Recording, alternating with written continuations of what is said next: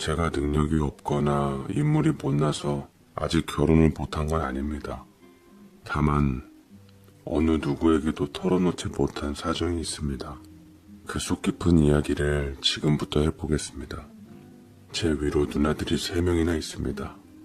큰 누나와는 무려 20살 이상의 나이 차이가 날 정도로 부모님이 늦게 저를 얻었습니다. 아들을 바라는 집안에 뒤늦게라도 제가 생겨서 엄마는 평생 한을 푸셨다는 말씀을 종종 하십니다. 그러게 말이야. 내가 무슨 복이 많아 뒤늦게 이런 떡두꺼비 같은 아들을 얻었는지 몰라. 삼신할미가 날 잊은 줄 알았는데 잊지 않고 널 보내준 것이 얼마나 고마운지 모르겠다. 눈에 볼 수도 없는 삼신할미까지 들먹이며 엄마는 저를 얻은 기쁨을 그리 표현하시지요. 그래서였는지 저는 자랄 동안 부족함 없이 부모님의 사랑, 누나들의 사랑을 듬뿍 받고 자랐습니다. 특히나 큰 누나는 저를 아들처럼 무척이나 많이 챙겨주는 것이 느껴졌죠. 어딜 봐도 예쁜 우리 승기. 이 다음에 우리 승기는 뭐가 되고 싶어? 사람은 항상 꿈이 있어야지 빛나는 법이야. 누나가 하고 싶고 살고 싶었던 꿈이 있었는데 결국은 못 이루게 되었지만 너는 꼭 이루었으면 좋겠어.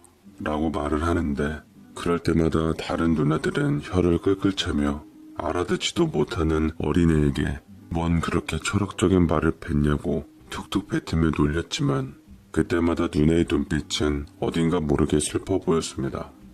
그치만 저는 그런 큰 누나가 좋았어요.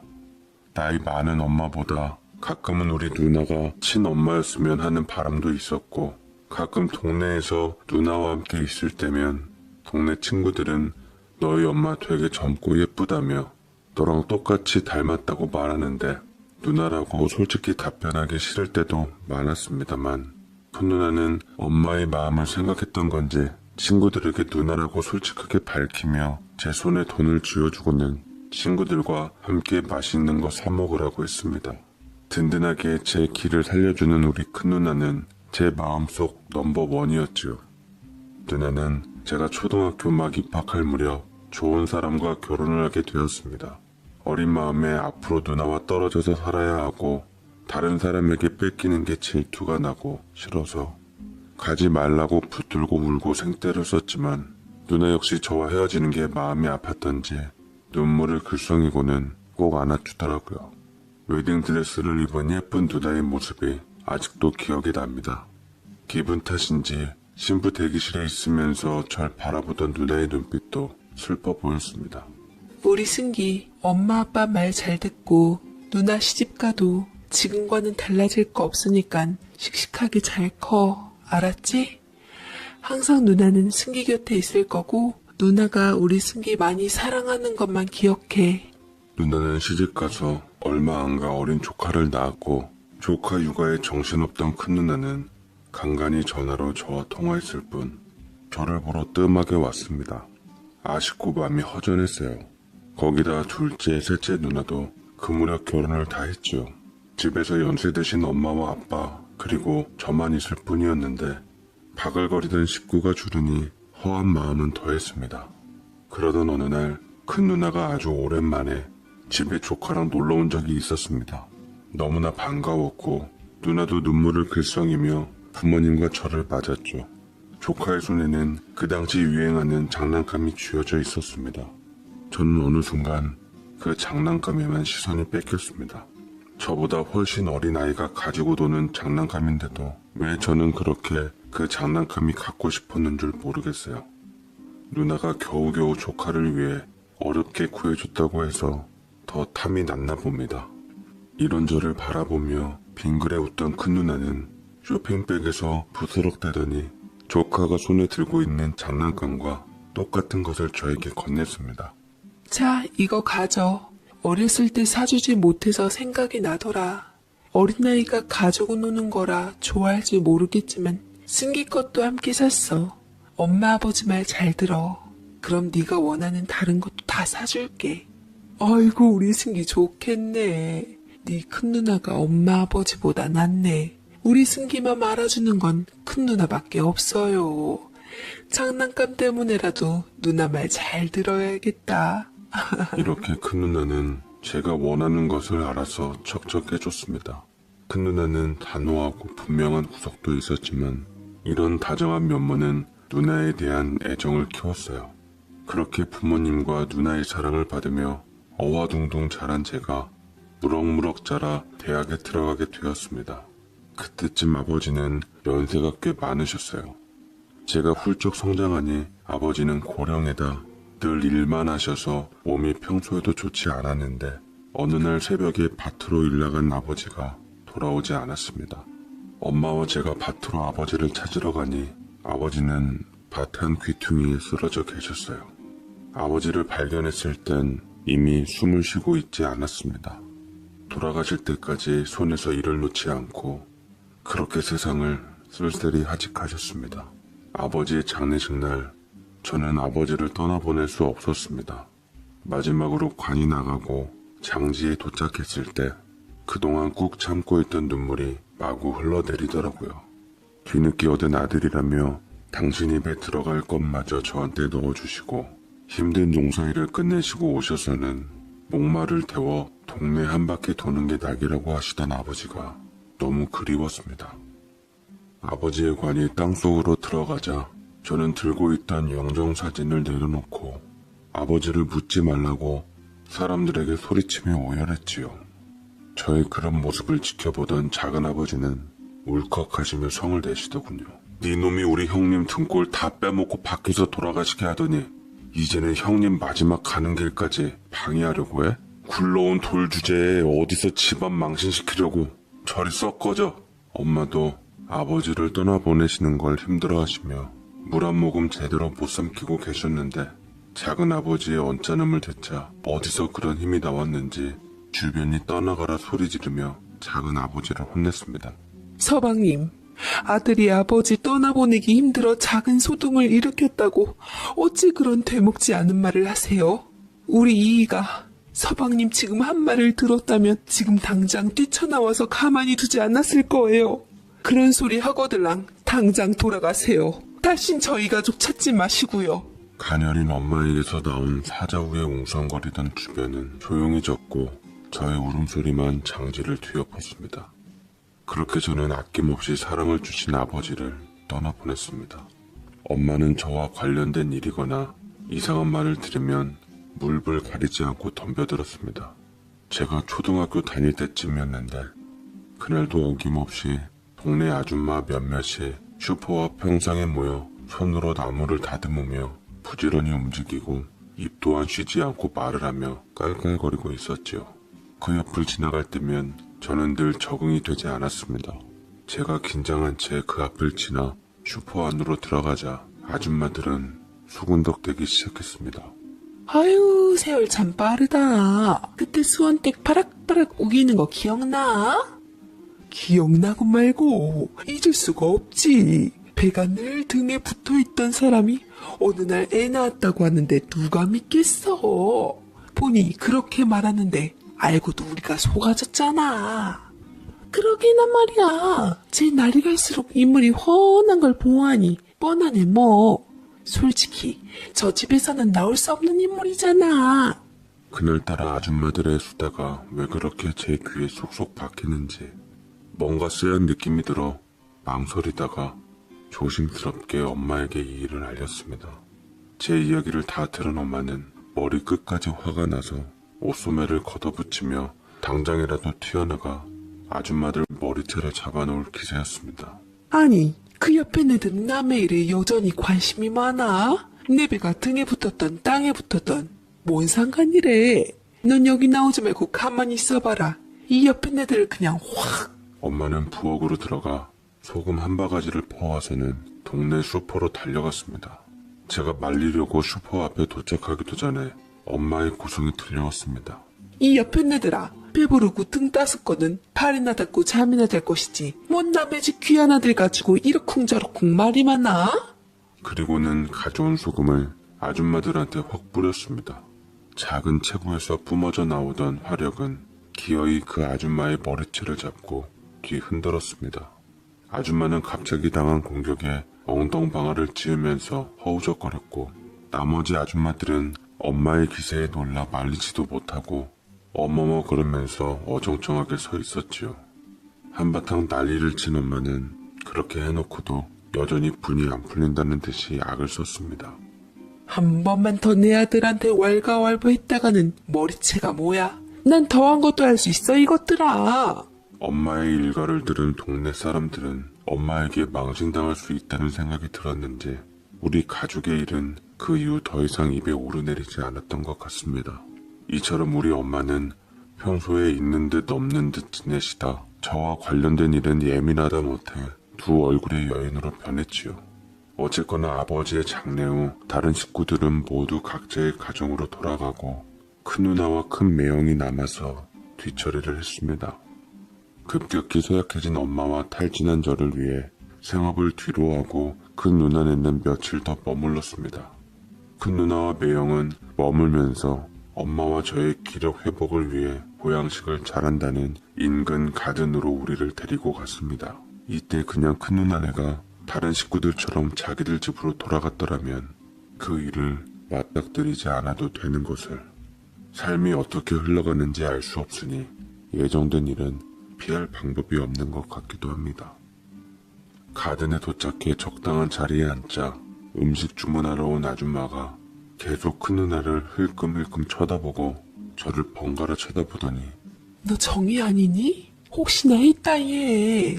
정말 오래간만이네. 이게 근 20년 만이지? 누구신지. 아, 너 숙향이 아니니? 네가 어떻게 여기에.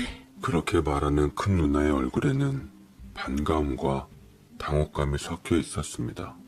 오랜만에 만난 직이었지만 뭔지 모르게 둘 사이에는 어색한 기운이 흘렀고 할 말이 있다며 둘은 밖으로 나가더군요.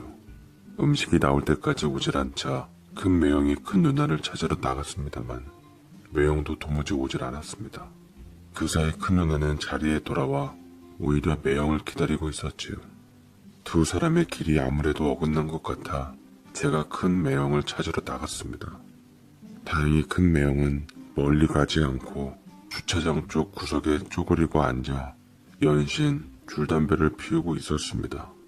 하늘 한번 쳐다보며 담배 연기를 내뱉고 땅 한번 쳐다보며 내뱉는데 세상 근심 걱정은 다 짊어진 듯 하였습니다.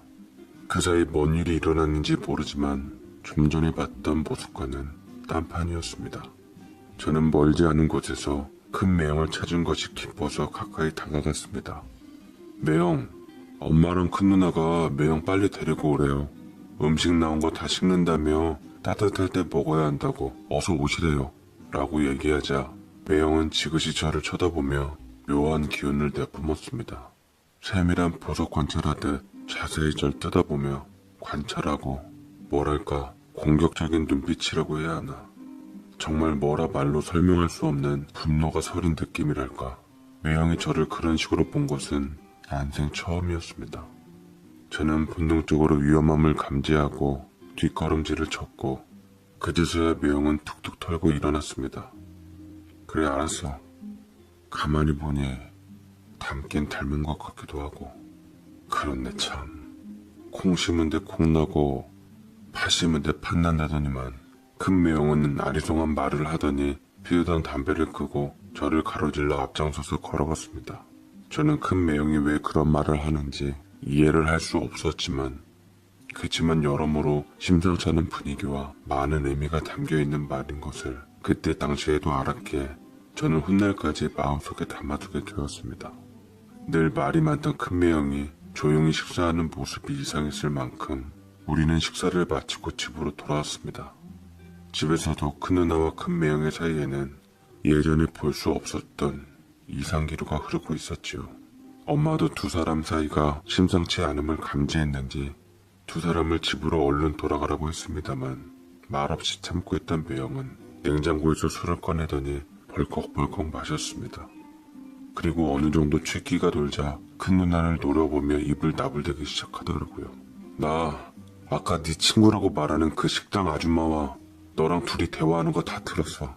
이대로는 집에 못 가. 사실대로 말해. 솔직히 말해야 앞으로도 나 당신하고 한 집에서 숨쉬고 살아갈 수 있어. 큰 매형은 몰아치듯 심중에 있던 말을 술의 힘을 빌려 마구 쏟아냈지요. 지금도 그때 생각하면 뭔 일이 생길까봐 조마조마했던 기억이 떠오릅니다. 엄마는 매형이 술 주정하는 것을 처음 보았는지 많이 놀라는 듯 했으나 이내 평정을 찾고 매형에게로 다가가 진정시켰습니다.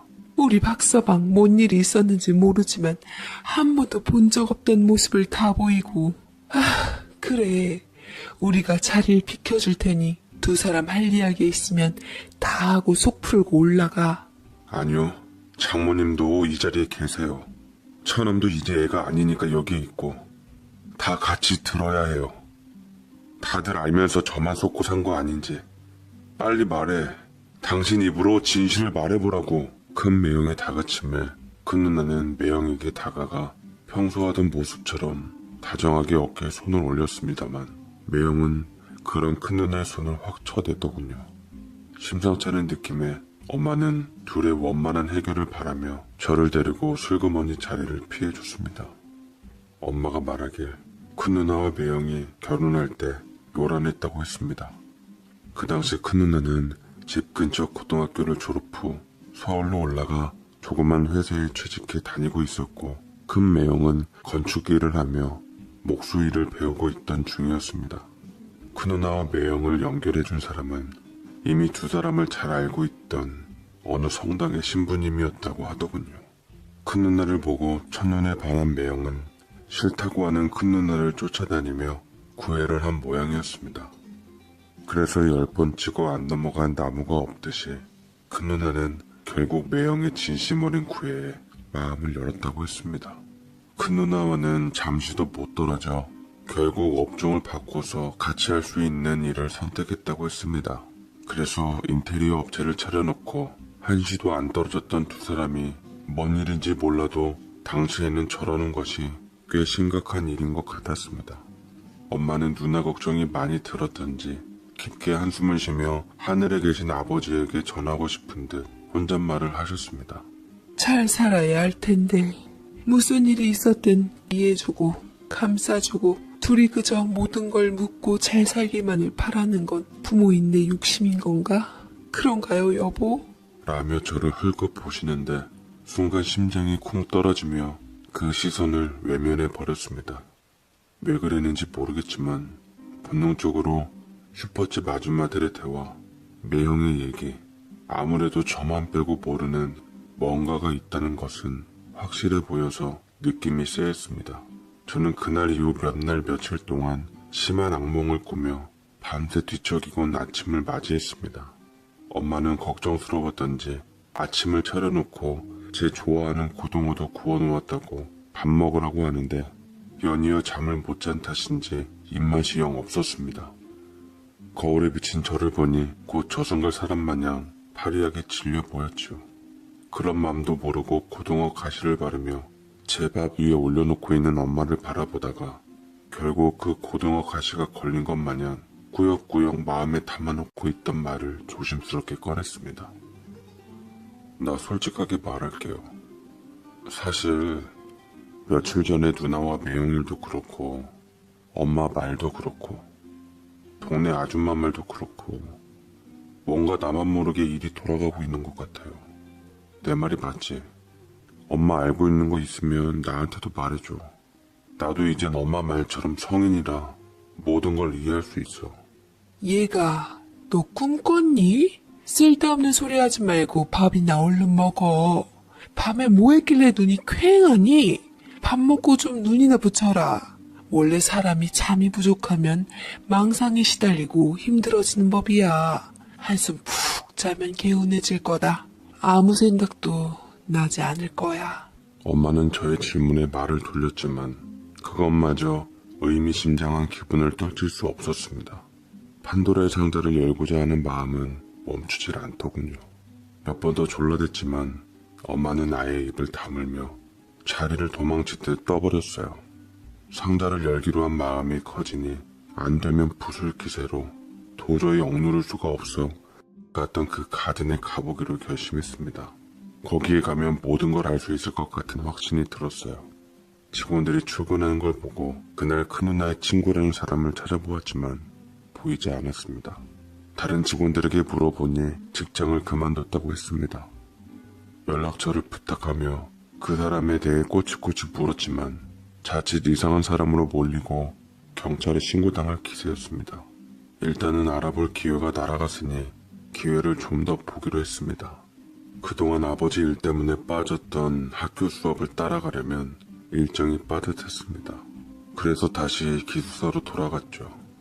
제가 어느덧 현실에 적응하고 지나간 일을 묻어둔 채 정신없이 학업에 매달리고 있던 어느 날 큰 매형이 제가 있는 기숙사로 불쑥 찾아오는 일이 생겼습니다.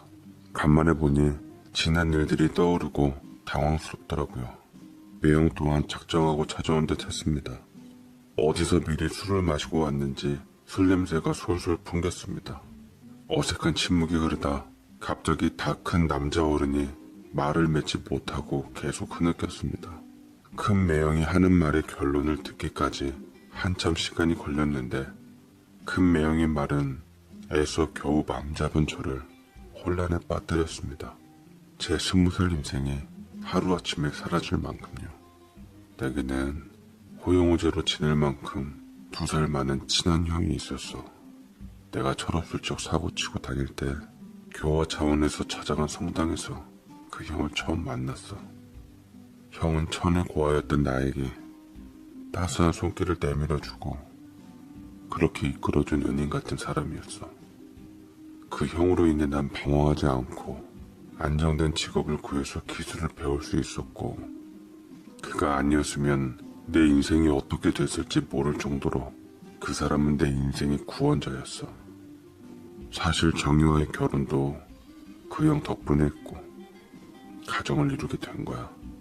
그 형은 정유와 내가 다니던 성당의 신부님이었거든. 내가 결혼하던 그해 형은 다른 곳으로 계속 옮겨 다녀 연락이 끊겼다가 최근 연락이 다 다시 만나게 됐는데 시험부 판정을 받아 생이 얼마 남지 않았다고 하더라고. 오랜만에 만난 친형 같은 사람이 그 모양이라 가슴이 참 미어지더라. 그래서 말이야. 처남이 나 좀 도와주면 좋겠는데.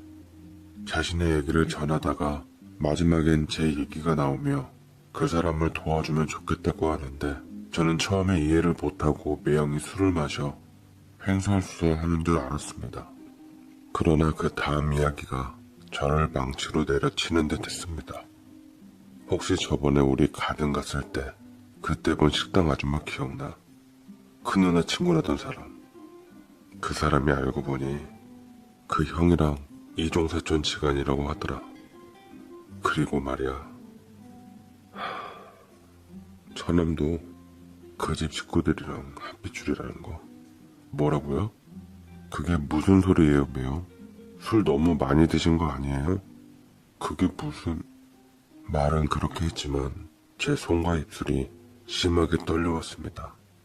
매형이 술에 취하긴 했지만 뭔가 알고 있는 듯한 뉘앙스를 갖고 있어서 자칫 내가 원하는 판도라 상자를 열어줄 열쇠가 될 수도 있겠다 싶었습니다. 술에 취해 잘만 하면 다 알 수도 있을 노릇 테니까요. 아니나 다를까 매형의 입은 날 잡은 듯 쉴 새 없이 제 역할을 해냈습니다. 지금부터 내가 하는 얘기에 놀라지 마, 처남.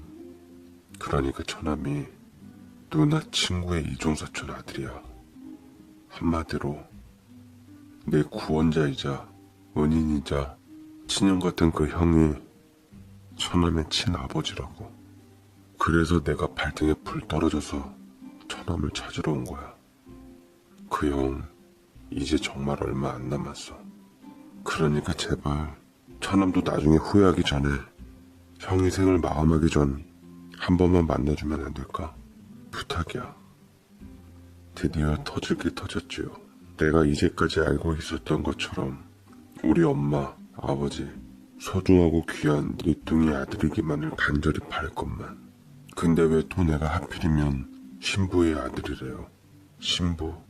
신부라면 결혼하면 안 되고 자식도 가져선 안 되는 종교인 아닙니까? 신부가 되기 전인지 후인지 할 일 다 하며 인생을 어찌나 거하게 사셨는지, 어떻게 저라는 자식을 만들어 놓고 여태 나몰라라 낯짝 두껍게 성스러운 종교인이 되셨는지 참으로 이중인격에 소름이 돋을 지경이더이다.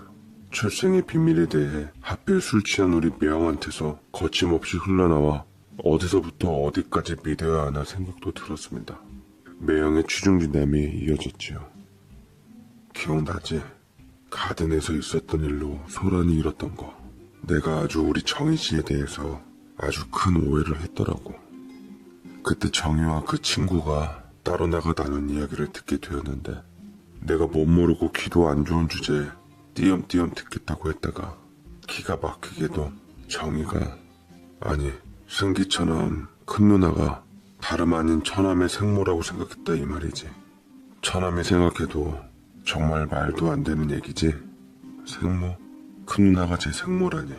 하지만 모든 게 매형의 오해였답니다. 생모나 친부 얘기가 거짓말이라고 못하는 매형에게서 운운되는 걸 보니 적어도 일단은 최소한 내가 우리 집 핏줄이 아닌 걸로는 분명해 보였습니다. 이젠 우리 집 핏줄이 기다 아니다가 문제가 아니라 나아가 내 친부모가 누군지 매형의 말 덕분에 단서가 나올 수도 있을 법 하더라고요. 어쨌거나 매형에게서 들은 저의 생모는 큰 누나는 아니고 큰 누나와 숙형이라는 친구만 알고 있는데, 다행인지 불행인지 지금은 어디 있는지 모른다고 했습니다.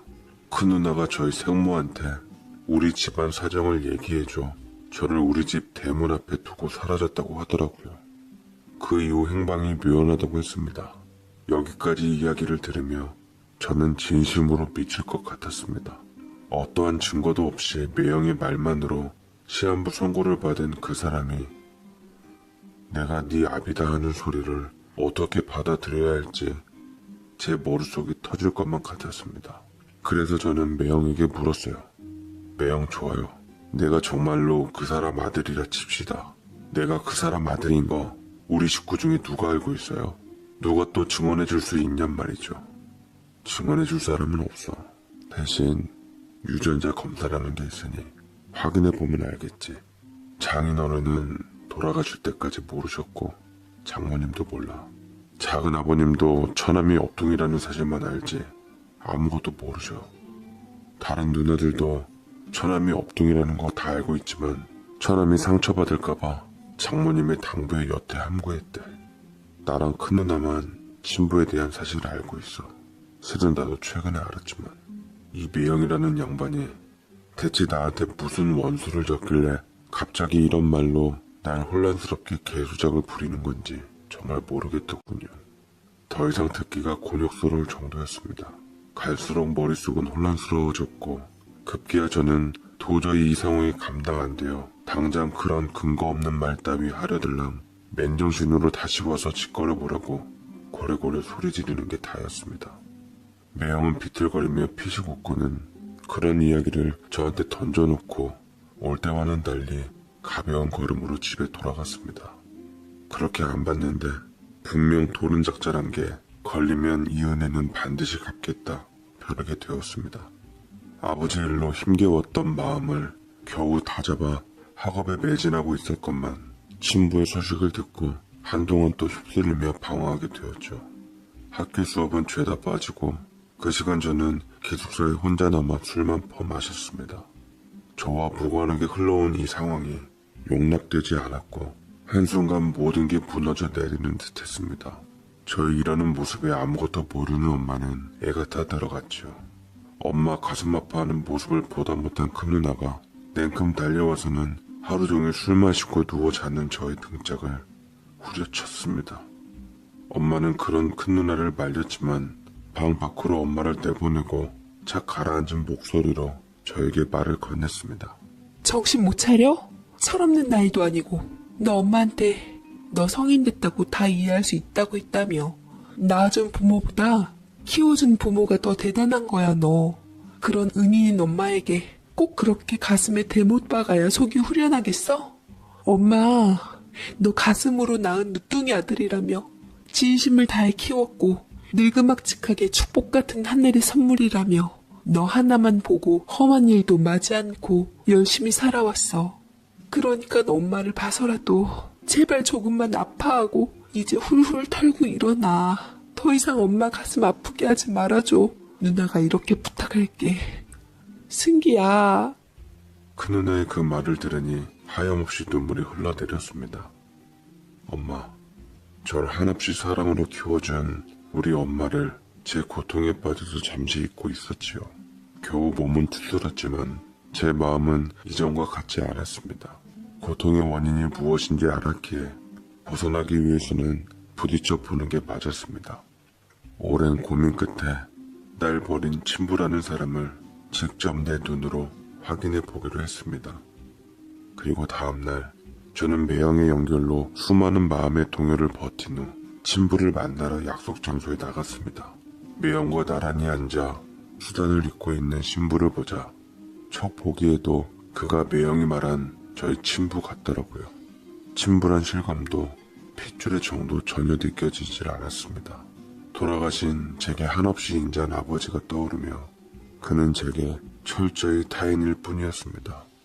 병색이 짙어졌는지 초췌한 몰골에 핏기가 전혀 없었어요. 입고 있던 수단마저도 따로 놀 정도로 헐렁해 보였죠. 매형은 제게 인사를 시키며 처남의 친아버지라는 말을 강조한 뒤 배순식 신부님이라고 덧붙였습니다. 제 친부라는 그 신부 역시 저처럼 감정에 동요 없이 너무나도 몸이 건조하게 저를 아들로 인정하고 받아들이며 덤덤하게 말을 건넸습니다. 네가 승기로구나. 난 배순식이라고 한다. 네 매형에게 말 많이 들었다. 너를 처음 만나는 자리가 이런 곳이라 미안하다. 궁색한 변명 같지만 나는 지금까지 너의 존재를 모르고 있었다.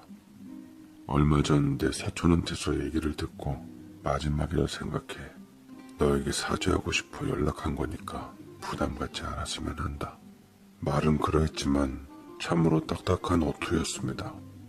영화에서나 다큐멘터리에서 보았던 뜨거운 눈물 어린 부모 자식 상봉은 현실에서 찾아볼 수 없었고 뭐 그런 상봉은 그나저나 바라지도 않았고 생각지도 않았습니다. 근데 배순식이라 참으로 낯익은 이름이더군요. 어릴 적 흘려들었던 기억이 불현듯 떠올랐습니다. 중학교 다닐 때 그날도 엄마가 학교에 안 오고 큰 누나가 엄마 대신 참석한 날이었습니다. 많은 학부모들 가운데 큰 누나의 얼굴을 알아보고 다가오는 사람이 있었는데 바로 누나의 동창이었습니다. 저와 누나가 같이 있으니 닮아 보였던지 동창은 입방정을 눈치 없이 떨었습니다. 어머 정이야, 이게 몇 년 만이야? 네 아들이니? 정말 잘생겼다 얘. 그런데 아들 얼굴이 낯설지가 않네. 얘가 무슨 말을. 내 아들이 아니라 우리 집 막내야. 내 동생이라고. 어머 미안. 내가 실수했네. 그런데 네 아들, 아니 네 동생 웃을 때 모습이 언뜻 순식 오빠 닮았어. 오해하지 말고 내가 그 오빠 엄청 좋아했잖아. 내 첫사랑이라서 아직도 못 잊고 있나 봐. 미안. 너도 그렇지? 그만하라고 했지. 그 입 좀 다물라고. 내가 너 평생 입 조심하게 만들어줘? 늘 침착하던 큰 누나는 감정이 격해져 친구에게 덤빌 기세였고 친구는 머뭇거리고 더 이상 말하지 않았습니다. 그렇게 멀어져가는 친구의 뒷모습을 큰 누나는 한참을 서서 지켜봤습니다. 큰 누나가 그렇게 이성을 잃었던 적은 없었기에 별난 사건이라 생각이 들어 저는 흥미진진하게 엄마에게 얘기를 했고 엄마는 그 사람 생각이 났던지 끄덕였죠. 배순식, 순식이 잘 알지. 걔만큼 우리 동네에서 그렇게 인물 잘난 애가 없었어. 연예인이 따로 없었다니까.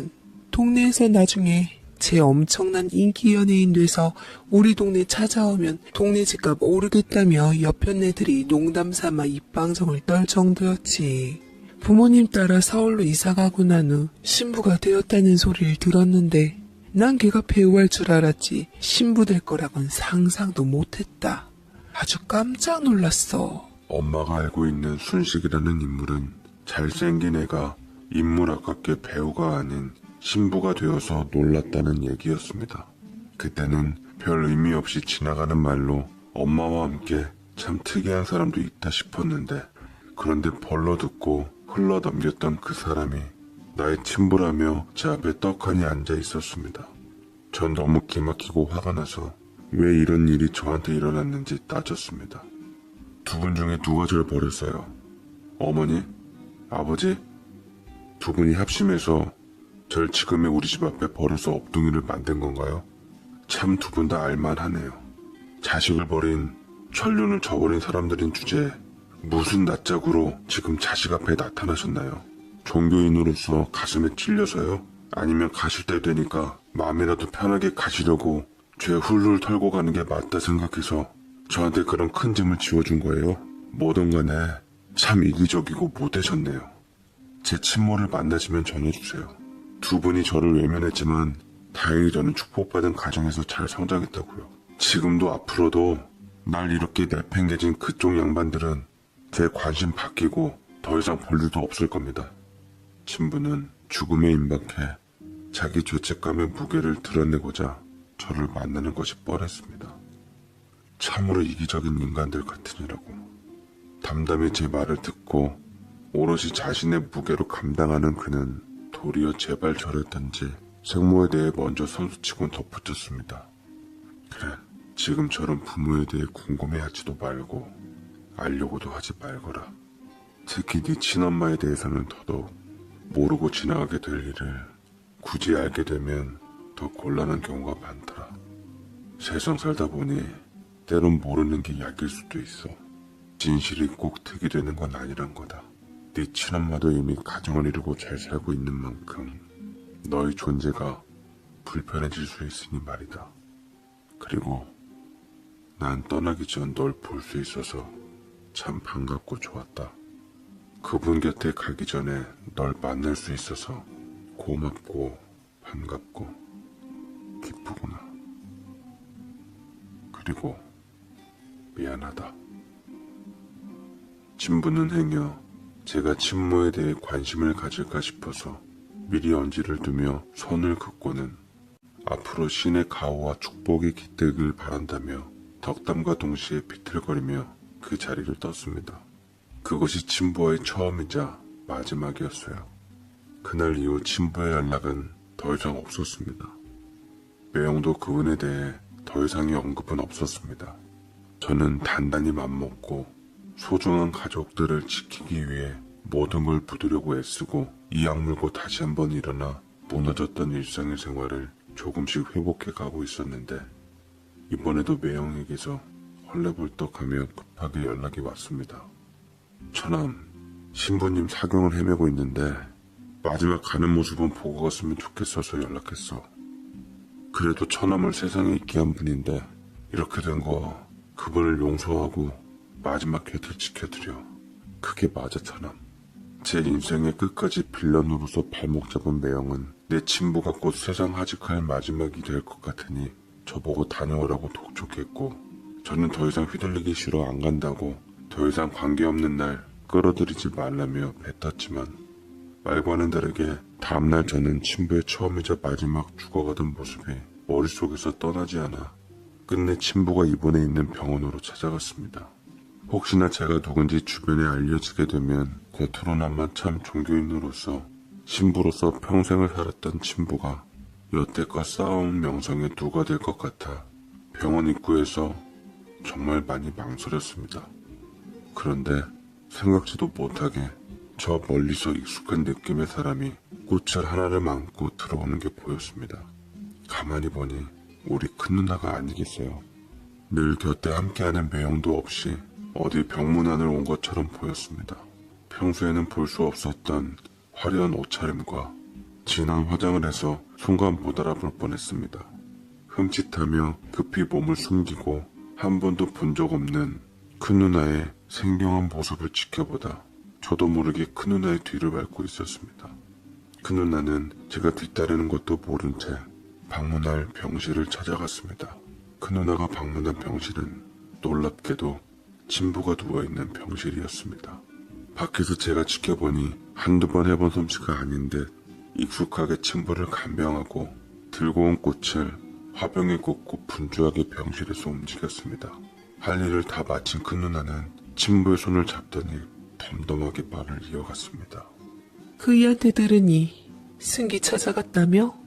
우리 아들 네 눈으로 똑똑히 잘 봤지?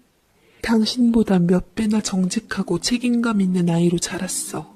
당신이 성직자의 길로 간다며 나와 뱃속에 있는 애를 내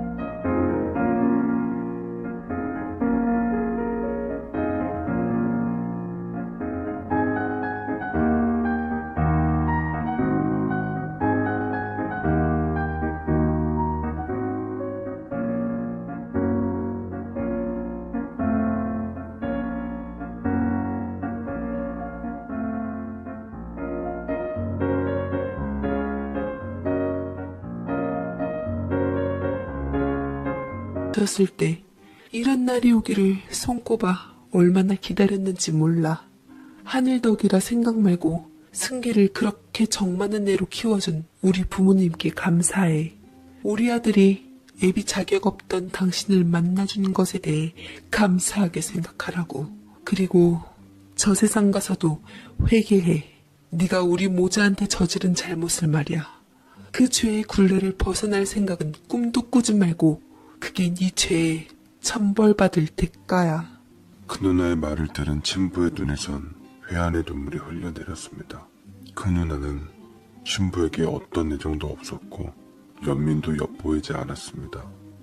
예전 친부가 생모에 대해 말한 것이 떠오르더군요. 친모에 대해선 모르는 게 약, 가정을 가지고 살고 있는 친모라는 그 말. 건너편 유리창에 비친 큰 누나와 친부의 언뜻 비치는 모습은 기분 탓인지 저하고 무척이나 닮아 보였습니다. 판도라의 상자는 부서져 산산조각이나 진실이란 날개가 훨훨 달아올랐죠. 모든 퍼즐 조각이 맞아들어간 비밀이 벗겨진 사실 앞에 눈물이 정말 쉴 새 없이 떨어지더군요. 불이 나게 뛰쳐나가 그 자리를 벗어난 저는 방향을 잃어버리고 사람들이 오가는 길 한복판에서 시간이 멈춰진 듯 계속 그 자리에 서 있었습니다. 얼마나 오래 서 있었을까? 맞은편 다가오는 행인에게 제 어깨가 부딪혔을 때 저는 비로소 현실로 돌아왔습니다. 큰 눈앞밖에 떠오르질 않았어요. 정신이 반쯤 나간다는 것이 이런 것 같았습니다. 연이은 정신 못 차리는 모습에 엄마가 참다 못하고 제 뺨을 두 손으로 치시고는 김승기 제 이름을 부르셨습니다. 그렇죠. 저는 배순기가 아니라 김승기였죠. 엄마 덕분에 잠시 정신이 들어온 저는 엄마를 물끄러미 쳐다봤습니다.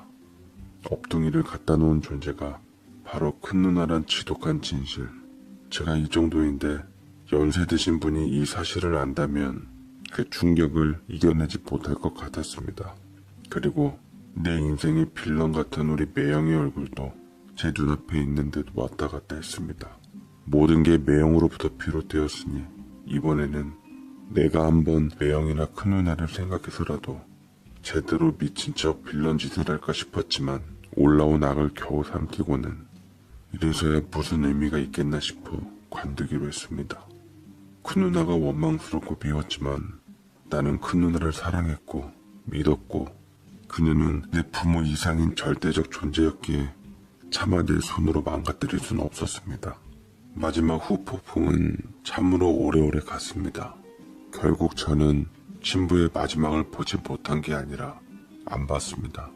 얼굴을 마주하면 왜 그랬냐고 먼 길을 가는 사람에게 따질 것 같았지요. 꾹꾹 봉인한 비밀이 튀어나올까봐 걱정되어 마지막을 지켜보지 못했습니다. 너덜너덜해진 상태로 저는 훌쩍 집을 떠나서 2달여간 아무도 없는 곳에 며칠 있다 돌아왔습니다. 아예 안 돌아오고 싶었고 안 돌아오는 게 맞을 것 같다는 생각이 들었지만 매일매일 내게 전화하며 걱정하는 엄마를 참아 저버릴 수 없어서 그래서 엄마를 위해 돌아왔습니다만 우습게도 엄마 대신 큰 누나가 저를 맞더군요. 김승기, 여행을 가고 싶으면 말이나 하고 갈 것이지 훌쩍 떠나버려선 엄마가 널 얼마나 걱정했는 줄 알기나 알아? 바보 같은 자식. 앞으로 함부로 집 떠나고 연락 없기만 해봐. 내가 엄마 대신 너 아주 등짝을 후드려 패줄 줄이나 알아. 큰 누나는 제가 알고 있다는 것을 모르니 여전히 천연덕스럽게 예전처럼 똑같이 대해주더군요. 천연덕스러운 악년 모습에 제 속은 난리였습니다. 나의 큰 누나이자 친모인 그녀는 감쪽같이 날 업덩이로 둔갑시킨 후 가족 모두를 속였던 거였죠. 가까이서 날 지키고 싶어 했던 방법이었을 거라면 생각해도 여전히 목구멍에 캥긴 어머니가 잘 발라주던 고등어 가시 마냥 불편하고 숨쉬기가 쉽지가 않습니다. 아버지를 아버지라 부르지 못하고 어머니를 어머니라 부르지 못하는 저는 현실판 홍길동의 삶을 살게 되었네요. 근데 더욱 놀라운 반전인 건 유심히 엄마를 지켜보니 엄마 역시도 다 알고 있는 듯 보였던 겁니다. 엄마는 본능적으로 큰 누나가 저를 대하는 모습을 오랫동안 지켜보며 감으로 예전에 안 것 같았지만 입 밖으로는 절대 내뱉지 않았습니다. 말이란 게 뱉고 나면 어떤 파장으로 번질지도 모르고 돌이킬 수 없을 뿐더러 그렇다고 주워 담을 수는 더더욱 없으니 그냥 묻고 가는 것 같았습니다. 참으로 이 또한 기막힌 보정이었죠. 그렇게 우리는 알면서도 모르는 척 묻고 살았습니다. 요새 엄마는 짐짓 모르는 척 멀쩡한 제가 30대 후반이 되어서까지 장가를 안 간다고 닥다리고 큰 누나 또한 하루가 멀다 하고 찾아와 참한 아가씨 사진들을 들고 와 저를 결혼시키려 하지만 아직까진 혼자인 게 좋습니다. 영원히 혼자가 좋을지도 모르겠고요. 특히나 저는 제 자식을 갖는 것이 가장 두렵습니다. 언제까지나 이 트라우마를 떠안고 살아야 할지 시간이 흘러도 여전히 마음이 무겁습니다. 지금